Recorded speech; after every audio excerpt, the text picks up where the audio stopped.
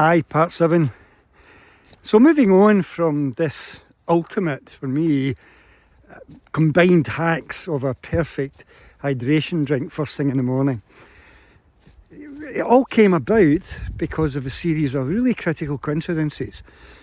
I can't ignore, and I'm sure you couldn't ignore, that you're sitting in a car getting driven up to London to a hotel near Heathrow for the next morning's flight, and you're talking to the driver, and I was talking away about RFK Jr., who I'm a big fan of.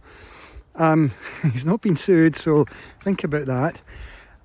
RFK, the whole thing about him using methylene blue, and then the extraordinary coincidence that Maris's grandmother, away back in Romania, all those years ago, who in the surrounding villages where she lived, she was the healer, and she used methylene blue as part of her protocols, part of her methodology. I mean, what's the coincidence, the chance of that? And then he tells me to watch the Mel Gibson interview, and of course, you know, I just do, I take it on board. But how can I possibly ignore the fact that I met Mel Gibson excuse me, at Stirling Castle at the Braveheart thing, and he's got these extraordinary bright blue eyes, so the blue thing happens again. And then of course I put it out there, and one or two people comment and say, well, my friend's on that, they're using it.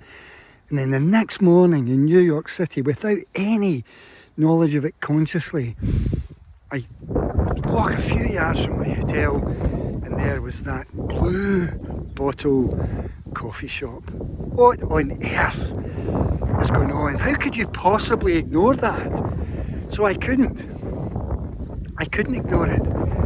But when I'm going through the process of saying, okay, I'm going to use methylene blue, I'm definitely going to adapt it and adopt it into my process, then I get out of the blue, completely out of the blue, comes another video on my YouTube feed that I can't ignore it. It's not about anything to do with methylene blue, and yet at the end of it, methylene blue shows up. But more importantly, a better solution. Now I'm going to say something about that in part 8, coming shortly. Cheers now. Bye.